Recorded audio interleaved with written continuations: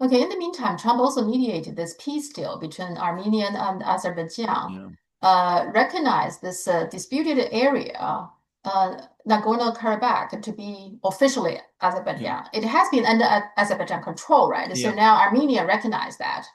yes, But also, U.S. took control of this yeah, Zangezur corridor. yeah, yeah, yes. What is your take on this deal? Right. The first of all is Trump didn't mediate this. I mean, he's always pretending that he mediated things, but Armenia and Azerbaijan negotiated it basically with each other, Okay. and came to this deal by themselves. But both of them are currently in conflict with Russia for somewhat separate but related reasons. Hmm. So, by pretending that it was Trump who mediated it, and by going to the United States, and by giving the United States a stake in this, they're trying to protect themselves, to hedge themselves against Russia. In the case of the Prime Minister of Armenia, Prime Minister Pashinyan, he's Hmm. in a particularly difficult position because he has lost Nagorno Karabakh. Hmm. There have been various other border adjustments that have been in Azerbaijan's favor. Hmm. And the opening up of this corridor across Armenian territory further reduces essentially the territory of Armenia. It's a small country Hmm. of Armenia that is under full Armenian control to basically the capital, which is Yerevan, and a region around it.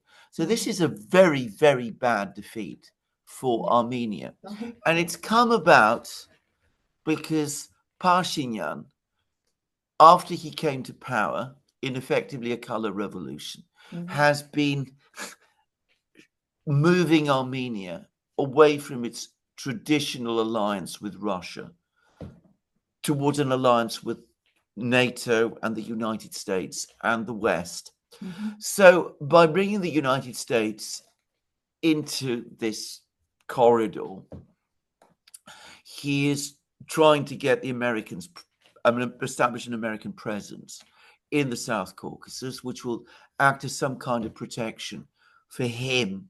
Hmm. And it also means that he's not giving the corridor to Azerbaijan. Hmm. And by involving the Americans, he hopes that way to keep Azerbaijan away. So you can see why he's doing it. You Hmm. can see why Azerbaijan, which has problems with Russia of its own, Hmm. might be doing it as well. Um, and you can also see why the Americans are doing it, because from an American point of view, this corridor, which is a very small Hmm. corridor, it has no economic or material importance. But if the Americans can gain a presence there, a Hmm. physical presence there, it puts them in the South Caucasus. Yeah. So they keep the Russians away from the South Caucasus. But even more importantly, they establish a presence on Iran's northern borders. And Iran is very, very angry about this agreement and has been complaining about it and says that it does not recognize this agreement and has been threatening military action to stop it. How about Turkey? What does that mean for Turkey? I thought Turkey always trying to get some influence in that area Yes. too, right? Yeah, absolutely. I'm going to say something. I don't think the Turks are entirely happy. Okay. Azerbaijan is a long-standing ally of Turkey's, Hmm. and the president of Azerbaijan, Ilham Aliyev, and Erdogan are supposed to be friends. The language that is spoken in Azerbaijan is so similar to Turkish that they're almost the same language, just to Hmm. say. So, I mean, there is that connection. I don't think Erdogan, however, is really happy about having the Americans there Hmm. because, from his point of view, he wants this region to be dominated by Hmm. him. Hmm. And introducing the Americans introduces another third party.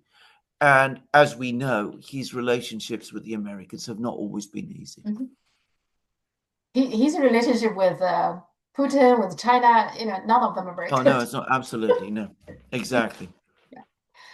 But what does it mean for Russia? I mean, Russia cannot be particularly happy about this deal. No, they're not particularly happy, but the Russians always play this very long game, especially Hmm. in the Caucasus, and they'll be saying to themselves, "Well, what have the Americans really gained by this? Nothing very much." As I said, if you're talking about economic and trade, um, from an American point of view, it's a trade link that leads from nowhere to nowhere.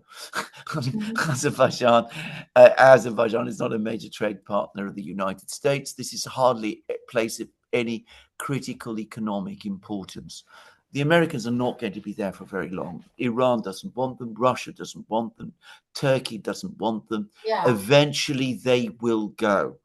The Russians almost certainly calculate that in the long term, Armenia, for in its own interests, will gradually drift back to them.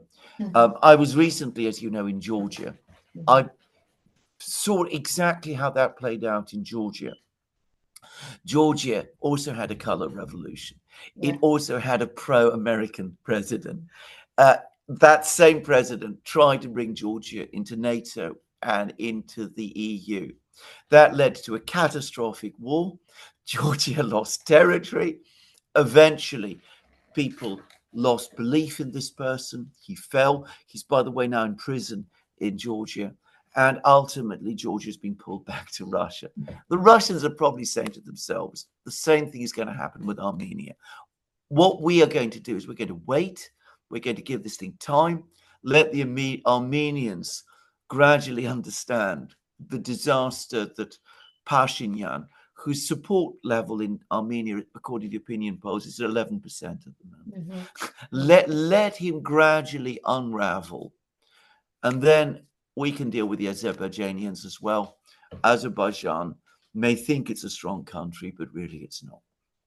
Now the current. As I was told when Mhm. I was in Georgia, Russia is so much the most powerful Yeah. country in the region. They Yeah. described it to me. The Georgians said it's the gorilla in the room. You can't ignore it in the end.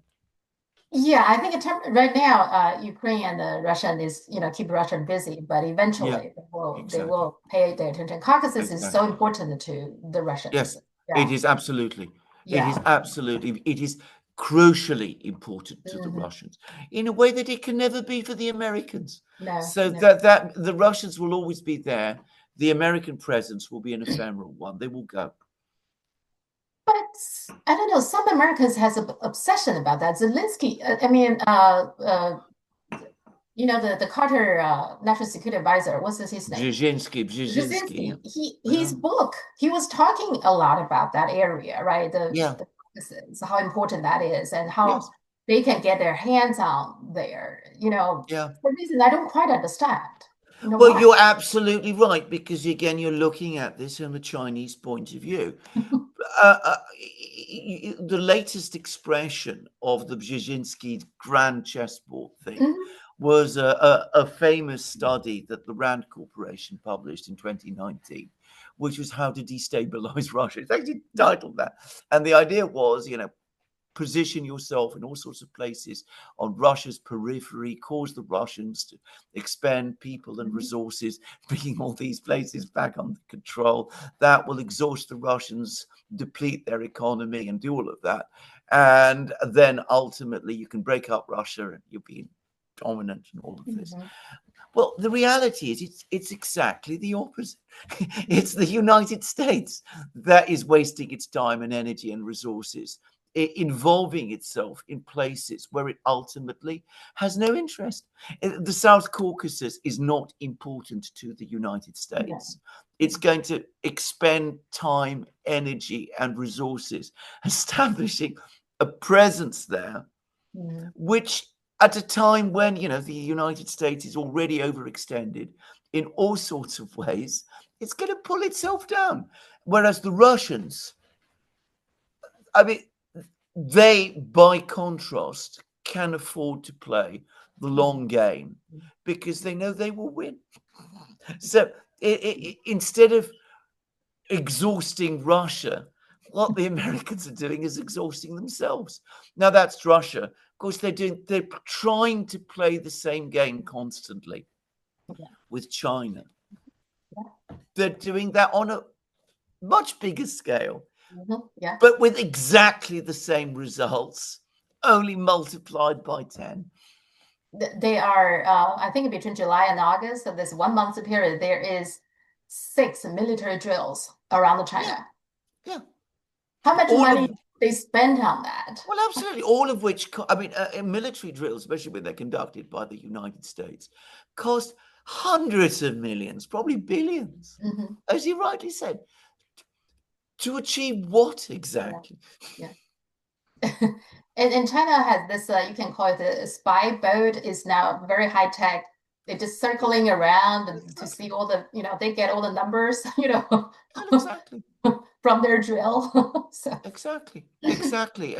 Exactly right. And in the end, you're conducting military exercises in a region where China, because it's there, will always be militarily massively dominant. It's pointless. It's a complete waste of resources and of time. The Americans never see it that way. now the Azerbaijan and the Armenia problem, the Soviet does play the role, isn't it, causing that? The Soviet That's, Union, absolutely, yes. yeah. I mean, what basically happened was that Joseph Stalin Uh-huh. had the job. He was given the job by Lenin to draw up all the boundaries, and he drew all these boundaries. And sometimes he didn't draw. I mean, sometimes he drew them very wisely, Mhm. sometimes not so much. So, for reasons that are very unclear, he gave an awful lot of what used to be historically Armenian territory to Azerbaijan. And of Mhm. course, when the Soviet Union broke up, that meant that the Azerbaijan was left with an awful lot of what was historically and culturally Armenian territory. Mhm. Mm. I also feel like Trump, um, it seems to me like he's having a new approach, relatively new approach, Yeah, on dealing with international matters. So the latest one about this Armenian, so you see, he did get the control of this corridor. Now he's calling it the Trump Trump corridor. yeah, So he get a foot into the Caucasus, right? So and so in the meantime, I think he also, of course, he always wants the Nobel Peace Prize, and yeah, then the US has a foot in there without even like using any military means. It's kind of like he used the peace as some kind of allure to get the two countries. According to him, he mediated it, but the two countries was also, they do in particular. I guess yeah, what you're saying, Armenia do yeah, want to have some kind of a, stop the aggression from Azerbaijan. So the yeah, US sees it, I mean, Trump sees an yes, opportunity, and they're yes, going to also, whatever the money come out of that corridor, US is going to have 40%. So yes, for Trump, the yes. money is always in the picture, Well, right? of course. Well, of So course. so he's using like a peaceful means to get US a little bit like an expansion, the empire, to increase the influence of the empire, and also making money at the same time. So Which is this exact. so Carry this on, is carry on, carry kind on. of like a new approach, right? Yeah, it's a new approach, except it's really a very old approach. And Chinese people will know all about this because obviously there were the wars that the British waged against China in the 1840s and 1860s and in the early 20th century. But of course, a lot of the time, during the century of humiliation, this is exactly how it was done.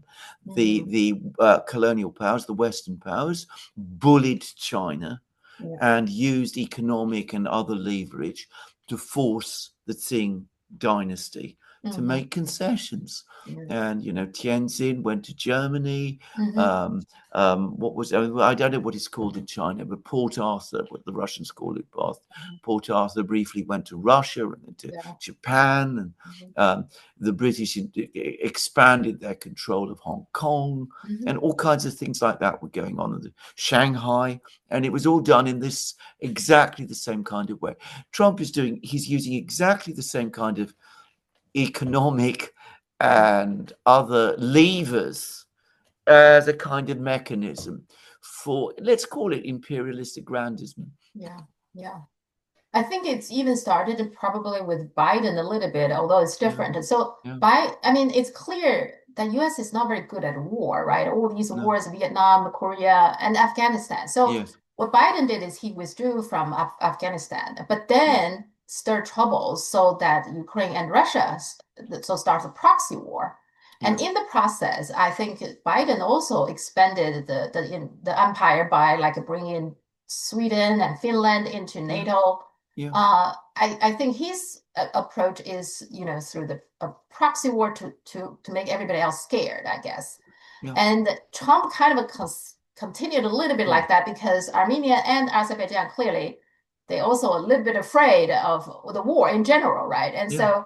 so on the one hand, the U.S. is the one who instigate all these unsettling, Yes. conflicts and wars, and then at the same time, since you're afraid of war, okay, and now I'll bring peace to you, but that means I will have my own influence and I will make money out of you. So that kind of approach, right? Absolutely, that's exactly what it is. Again, if you want to take an example from Chinese history, Hmm. I'm sure Chinese people know all about this, Yeah. but this is because people always call me pro-Russian, but I just want to point out that this is exactly what Count Ignatieff did in the 1860s when Lord Elgin's expedition came to Beijing. Expedition when the British invaded China and reached Beijing and burnt down the Summer Summer. Palace and did all of these things. Ignatieff, who was this Russian diplomat, he turned up and he spoke and said that he was there to help China.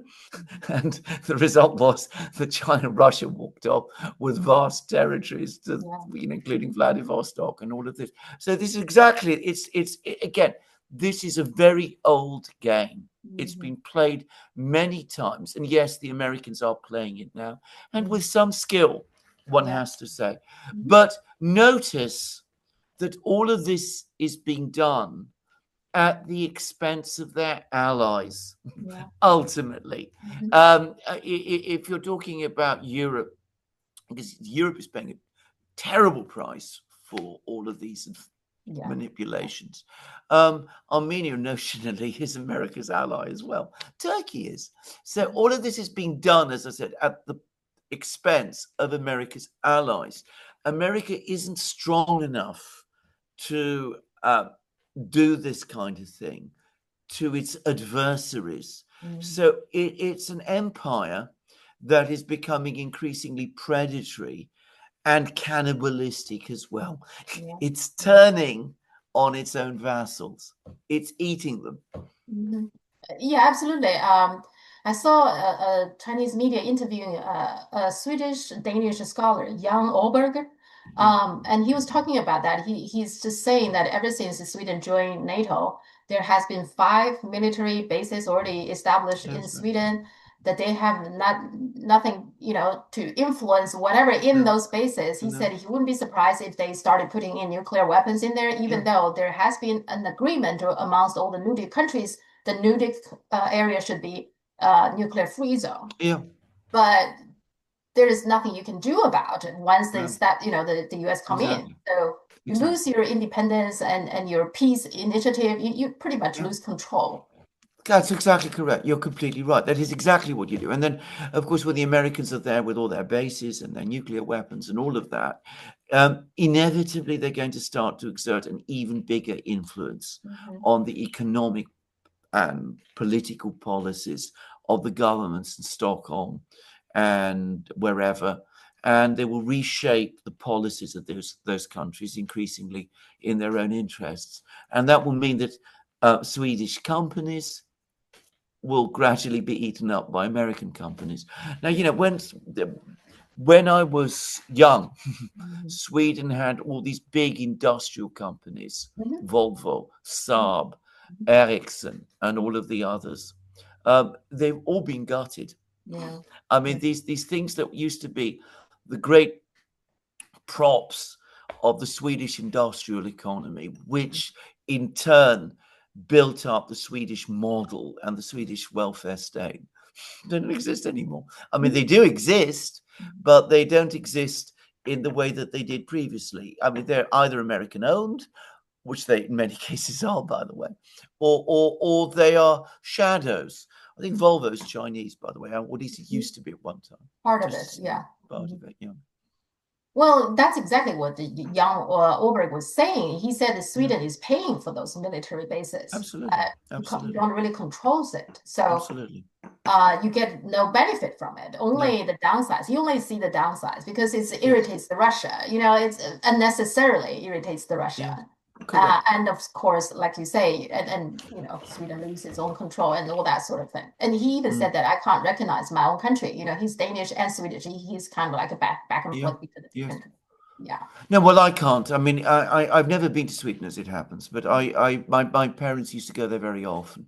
And of course, I remember the Sweden that used to be the Sweden of Tage Erlander and of Olof Palme, the social democratic Sweden, which Yeah. was fiercely neutral and independent, which, by the way, in the 60s and 70s had a reasonably good relationship with China, as I seem to remember at that time. I mean, it's impossible to recognize today's Sweden with reference to that Sweden of the past. He even said that because he was asked that when do No, you see Sweden, started to change? And he said probably the assassination of Olof Palme, probably it was. since then. It's very interesting that he says that because I say exactly the same. That was the turning point. Okay. That was the moment.